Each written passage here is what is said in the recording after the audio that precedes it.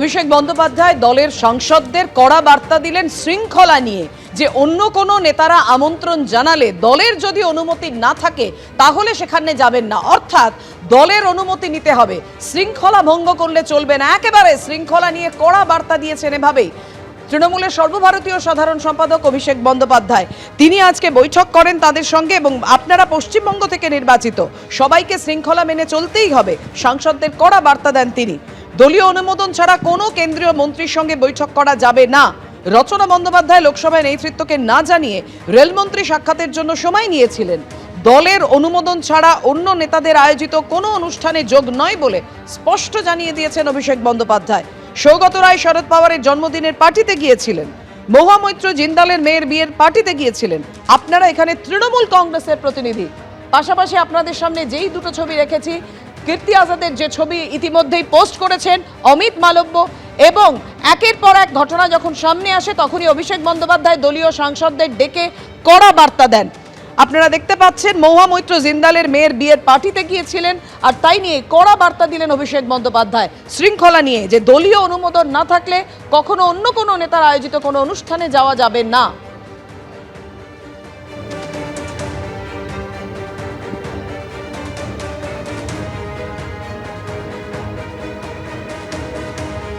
আমি জাস্ট প্রত্যেকটা এমপিকে ডেকেছিলাম কথা বলবো বলে, এবং আমাদের কিছু গাইডলাইন ছিল, সবকিছু তো আমি মিডিয়ার সামনে বলতে পারি না।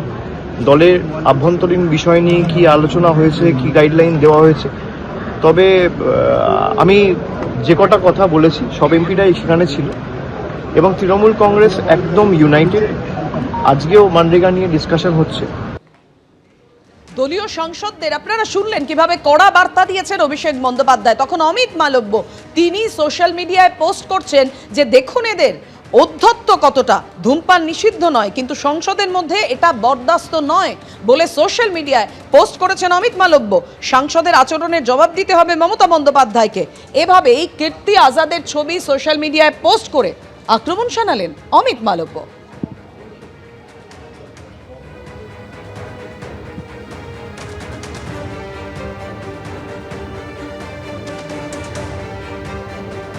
অভিষেক বন্দ্যোপাধ্যায় যখন কড়া বার্তা দিলেন দলীয় সাংসদদের নিয়ে বৈঠকে, শৃঙ্খলা রক্ষা করতে হবে, দলের শৃঙ্খলা ভাঙলে চলবে না, অন্য কোনো নেতাদের আয়োজিত কোনো অনুষ্ঠানে যেতে গেলে দলীয় অনুমোদন লাগবে।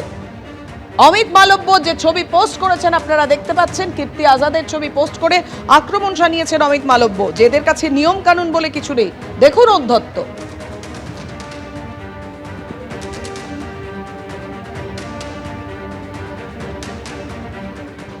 দলীয় সাংসদদের বার্তা অভিষেক বন্দ্যোপাধ্যায়, কটাক্ষ সুকান্ত মজুমদারের।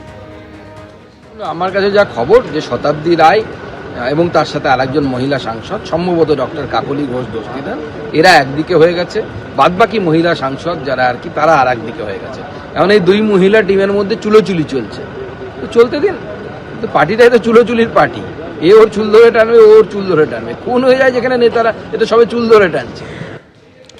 এদিকে যুবভারতীর ঘটনায় সরব অভিষেক বন্দ্যোপাধ্যায়। কিছু মানুষের উৎসাহে ব্যবহার আধিক্যতা দেখাতে গিয়ে দর্শকরা বঞ্চিত।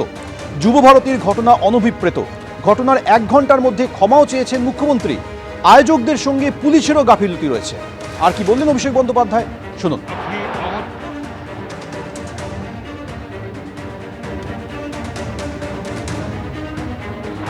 যাদের বিরুদ্ধে অভিযোগ ছিল তাদের সকলের বিরুদ্ধে রাজ্য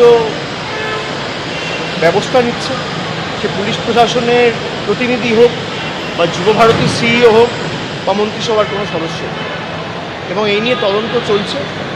আগামী দিনে যাদের গাফিলতি পাওয়া যাবে বা যাদের শৈথিল্যের কারণে এই ঘটনা ঘটেছে, যাদের ইনভলভমেন্ট থাকবে তাদের সকলের বিরুদ্ধেই আমি নিশ্চিত রাজ্য সরকার ব্যবস্থা নেবে। গত শনিবার যুবভারতীতে মেসির আশা এবং তারপর যে বিশৃঙ্খল পরিস্থিতি তৈরি হয় তা নিয়ে রাজ্য সরকার এবং প্রশাসনের কি পদক্ষেপ? যুবভারতীতে বিশৃঙ্খলা কাণ্ডে ঘটনাস্থলে আজকে যায় ফরেন্সিক আধিকারিকরা। যুবভারতী কাণ্ডের তদন্তে আরও 4 জনকে নিযুক্ত করল SIT, special investigation team.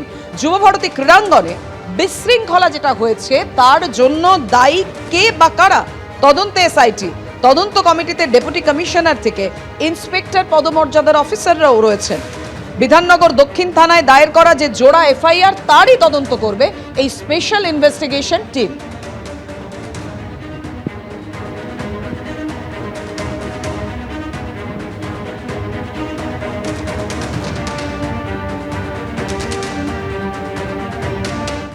Yuva Bharati কাণ্ডে তৃণমূলকে পাল্টা আক্রমণ শানিয়েছেন অশোক দিন্দা।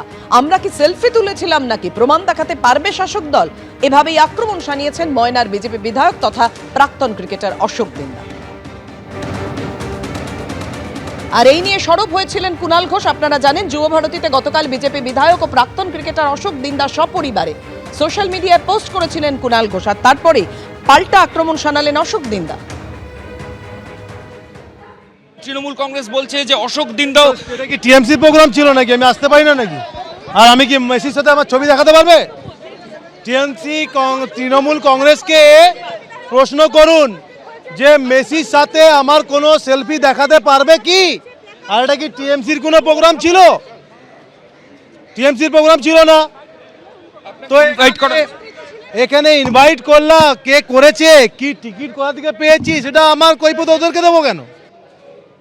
যুবভারতী কাণ্ডের পাল্টা মহাকুম্ভের ভিড়ে পদপিষ্ট হওয়ার ঘটনাকে হাতিয়ার করে আক্রমণ শানিয়েছেন তৃণমূলের সর্বভারতীয় সাধারণ সম্পাদক অভিষেক বন্দ্যোপাধ্যায়।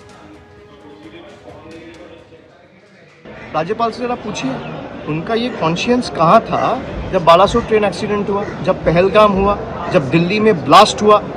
आज स्पोर्ट्स मिनिस्टर के ऊपर अगर आरोप उठ रहे हैं कि मेसी के साथ फोटो खिंचाया बोल के आपको इस्तीफा देना पड़ा, अगर ये जनता का मांग है तो वो इस्तीफा दिया है और मुख्यमंत्री ने वो इस्तीफा स्वीकार किया है। हमारे स्टेट में ऐसा स्टेट है, बंगाल एकमात्र स्टेट है जहाँ पे अकाउंटेबिलिटी है। आप ज़्यादा बीजेपी से पूछिए भाई, 50 दिन में आप कहे कि नोटबंदी करेंगे और कालाधन वापस करेंगे। नहीं तो देश का प्रधानमंत्री नहीं कहा था ना कि जिस चौराहे में ले जाके मुझे जो सजा देगा मुझे मंजूर है। आज 4000 दिन हो गया। तो राज्यपाल को इतना समझ में आना चाहिए कि जवाब जिसको देना चाहिए वो चुप बैठे हैं, और जवाब जिसको नहीं देना चाहिए वो मुख्यमंत्री प्रदेश का सारा 130 करोड़ लोगों के सामने सर झुका के एक छोटा सा अनफॉर्चुनेट इवेंट के लिए माफी मांग रहा है। यही बीजेपी और तृणमूल में अंतर है। झुकता वही है जिसमें जान होता है, अकड़ मुर्दों की पहचान होती है। यही उनमें और हम में फर्क है। हम जनता के सामने एक बार नहीं, 100 बार नहीं, 1000 बार झुकेंगे, लेकिन दिल्ली के दरिंदों के सामने हम सर नहीं झुकाएंगे।